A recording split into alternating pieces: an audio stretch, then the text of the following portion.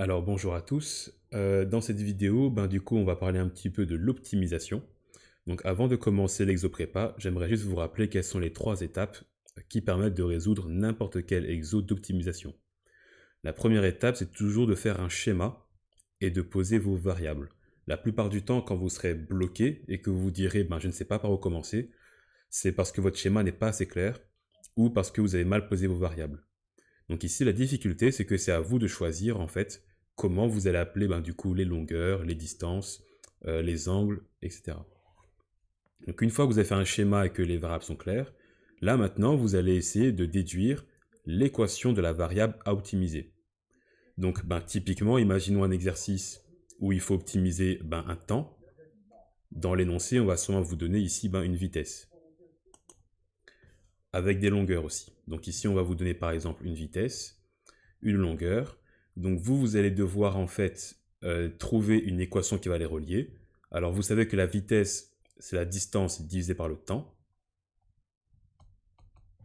Donc je sais que le temps, c'est la distance divisée par la vitesse.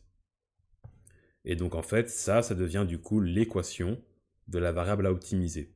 Donc si on vous demande d'optimiser le temps de parcours, par exemple, vous allez dériver t. Attention qu'à l'examen, je peux vous demander, je ne sais pas, optimisez pas le temps, mais optimisez la distance. Donc on s'en fiche sur combien de temps qu'il le fait, tant qu'il prend le chemin le plus court. Là, vous prenez plutôt l'équation que la distance, c'est la vitesse fois le temps. Et du coup, vous dérivez la distance.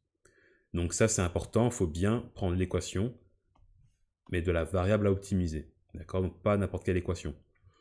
Dès que vous avez l'équation, qu'est-ce que vous faites? Vous la dérivez et vous mettez égal à 0. Alors pourquoi ça marchait? Ça marchait parce que par définition, lorsque ma dérivée est égale à 0, c'est-à-dire lorsque la pente de la tangente est égale à 0,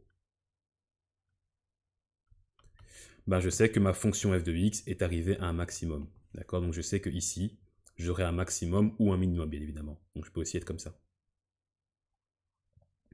Alors comment est-ce que je sais si un min ou un max? Alors il y a plusieurs méthodes. Soit je regarde la valeur de la fonction avant et après, donc la valeur de la dérivée avant et après.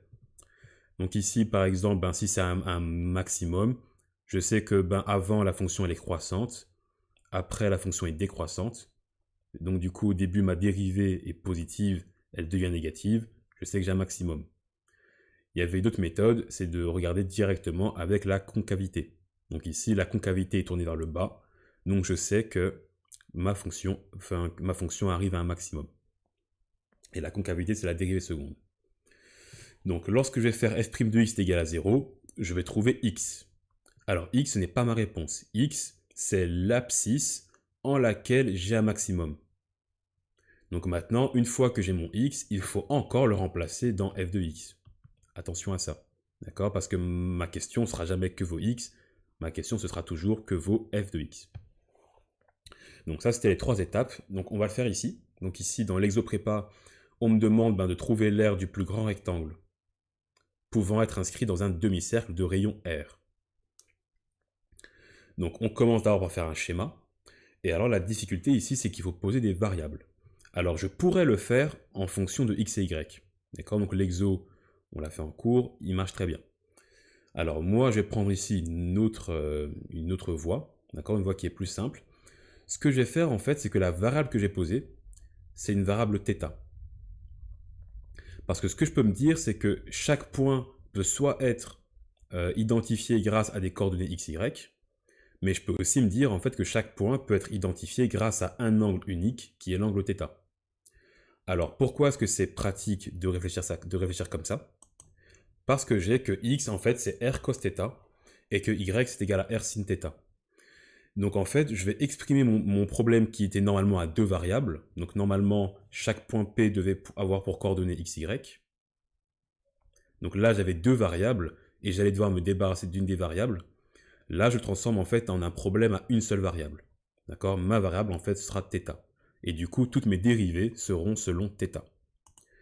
Donc à présent, je peux écrire l'équation de la variable à optimiser. Donc ce qu'on veut optimiser ici, c'est l'aire. D'accord? Donc il faut bien lire l'énoncé. Ce qu'on cherche, c'est l'aire du plus grand rectangle.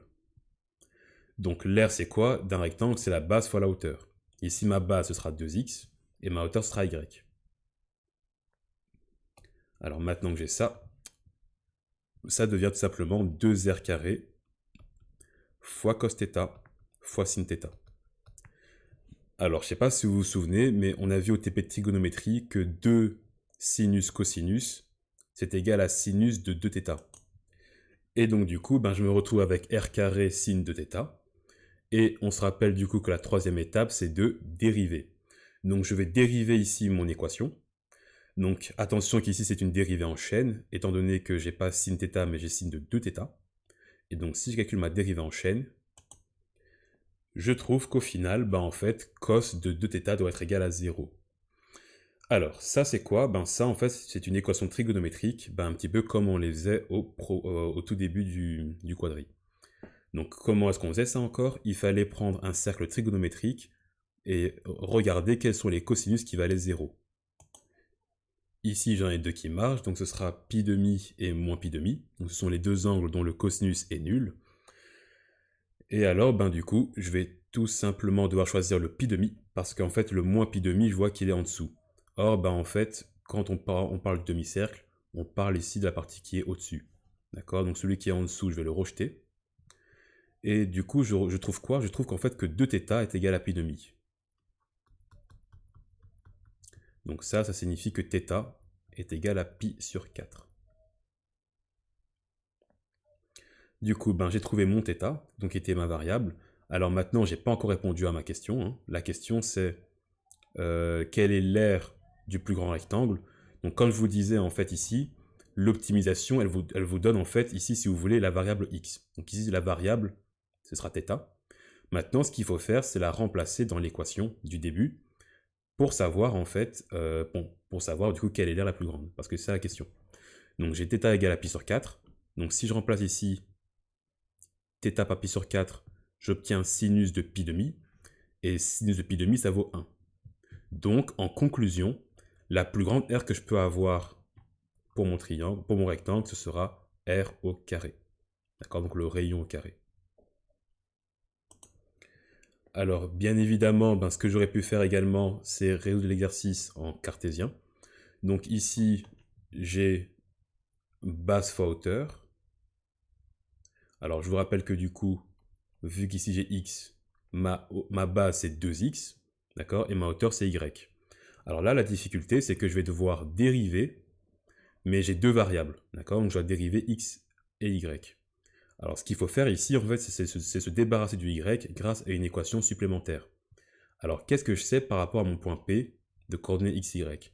Je sais qu'il appartient à un cercle. Du coup, en fait, je peux écrire l'équation du cercle, dans laquelle je vais isoler y, et ce y, je vais l'injecter dans l'équation principale, parce que si je fais ça, je remarque quoi?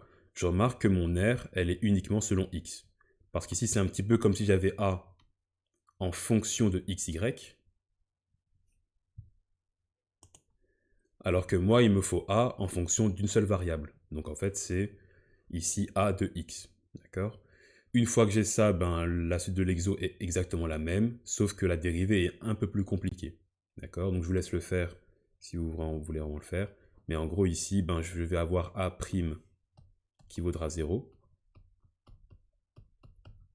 Attention que du coup, je vais trouver un x, et que ce x-là, il faudra ensuite l'injecter dans l'équation ici.